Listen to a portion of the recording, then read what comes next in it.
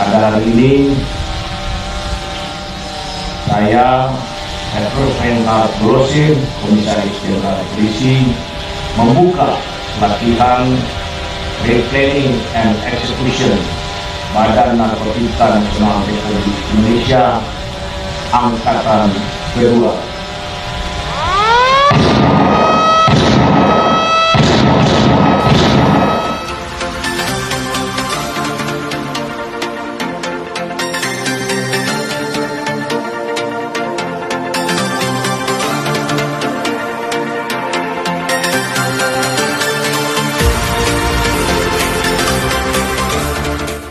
Kepada para peserta latihan yang akan memulai latihan pada hari ini dan seterusnya, sesuai dengan instruksi yang saya sampaikan kepada Presiden.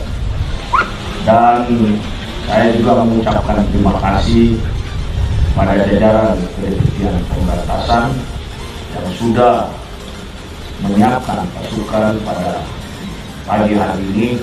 Sekaligus bagi saya ini adalah konsolidasi untuk mengecekkan kesiapan jajaran pemberantasan dalam rangka upaya-upaya penegakan hukum yang kita lakukan.